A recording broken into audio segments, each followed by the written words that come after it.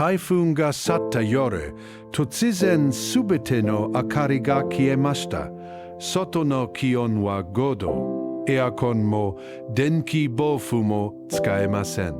このまま朝まで我慢するしかないのか。そう思った僕が実際にやったのは、江戸時代から伝わる電気を一切使わない暖の取り方でした。結構だけ先に言います。朝まで震えることなく眠れました。近日紹介する方法は全部で4つ。どれも道具はほぼ家にあるもので、電気は一切使いません。そのうち一つは、実は命に関わる注意点もセットです。知らずにやると危険な方法もあるので、そこも正直に話します。つまり今日は聞く方法とやってはいけない使い方、両方を見せます。停電というと、多くの人は電気が使えない不便さを想像します。でも、本当に怖いのは、そこじゃありません。反射です。特に冬の停電は、低体温症のリスクが一気に上がります。消防庁のデータでも災害時の停電と体調悪化は強く関係していると言われています。つまり、停電の夜に本当に必要なのは明かりよりも先に朝でした。僕がこの夜最初にやった間違いを話します。スマホの充電を心配してモバイルバッテリーを探し回りました。でも、本当に優先すべきだったのは体温でした。気づいた時にはもう指先が冷たくなっていました。ここで思い出したのが、祖母がよく話していた電気がない時代の暮らし方でした。ズームは昭和の初め、電気がまだ十分に通っていない地域で育っています。その頃の知恵を実際にこの夜、試すことにしました。まず一つ目、新聞紙です。新聞紙は線2の間に空気の層を作るため、実は優れた断熱材になります。やり方は単純です。新聞紙を1枚丸ごとお腹と背中に巻きつけます。服の中、シャツとセーターの間に挟むのが一番効果的です。インはガサガサしますが、これだけで体感温度がかなり変わります。理由は単純で、空気の層が体温を外に逃がさないからです。風車の中に小さく丸めて入れるだけでも、足先の冷えがかなり変わります。これだけでも十分暖かくなりましたが、まだ夜は長い。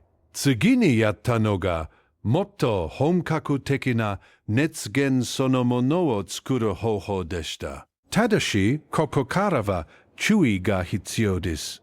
やり方を間違えると、命に関わることもあります。その理由も含めて、次にお話しします。から言われていた方法に、ろうそくとテラコッタの鉢を使ったキャンドルヒーターがあります。ろうそくの炎の上に、やかさにした素焼きの植木鉢をかぶせるようにしておきます。テラコッタは熱を溜め込みやすく、炎の熱をゆっくりシャワーしてくれます。これ自体は、コンピューティングとしても実際に販売されているくらい効果のある方法です。ただし、ここが今日一番大事な話です。密閉した部屋で長時間使うと一酸化炭素中毒のリスクがあります。実際、停電時のろうそくや連点による事故は消防庁も繰り返し注意を呼びかけています。なので僕がやったのは、必ず窓を数センチ開けて換気をすること。そして、絶対に眠っている間はつけっぱなしにしないこと。この二つを守った上で短時間だけ使いました。正直に言います。もし換気に自信がないなら、この方法は無理にやらなくていいです。次に紹介する方法だけでも十分後は取れます。ここからは火も電気も使わないもっと安全な方法です。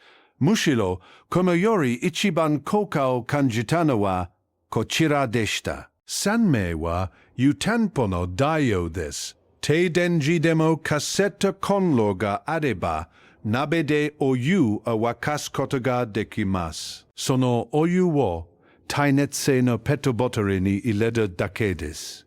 タオルで包んで足元に置くと驚くほど長く暖かさが続きます。実際にこの夜、朝までぬくもりが残っていました。そして4つ目、アルミホイルです。毛布の下、体とマットレスの間にアルミホイルを敷きます。日傘のある面を体側に向けるのがポイントです。これは災害用のサバイバルシートと同じ原理で、体から出る熱を外に逃がさず、反射して戻してくれます。キッチンにあるアルミホイルでも簡易的に同じ効果が得られます。ここまでの4つを全部組み合わせて、実際に寝てみることにしました。新聞紙を体に巻き、ペットボトル湯たんぽを足元にアルミホイルを敷いた布団に入り、ろうそくは換気しながら短時間だけ使用。順次、スートラ半信半疑でした。本当にこれだけで朝まで持つのか。温度計を枕元に置いて寝る前の室温を確認しました。5度でした。顔、身が覚めてまず確認したのは体調でした。震えはなく指先も冷たくありませんでした。温度計を見ると室温はほとんど変わらず4度台でしたが、布団の中の体感温度は明らかに違いました。電気を一切使わずに朝まで眠れたんです。最後に正直な注意点をまとめます。キャンドルヒーターは必ず換気をした状態で短時間だけ。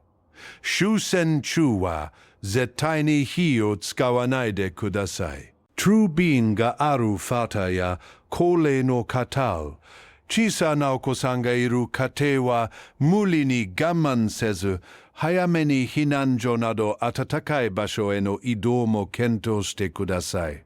この方法はあくまで電気が戻るまでの数時間をしのぐための知恵です。長時間の停電が続く場合は、安全な避難は優先してください。その動画で、同じ停電の夜に役立った電気を使わない明かりの作り方を紹介します。ヌチュン電動がなくても家にあるものだけで驚くほど部屋を明るくできた方法です。台風や地震の多いこの季節、いつ同じ状況になるかわかりません。今のうちにチャンネル登録だけしておくと、必要になったときすぐ見返せます。夜、すべての明かりが消えたとき、僕は正直不安でした。でも今はわかります。電気がなくても、暖を取る方法はちゃんとあります。それは今日ではなく、ずっと昔からこの国に伝わってきた知恵でした。フェンだけど聞きます。また次の動画で。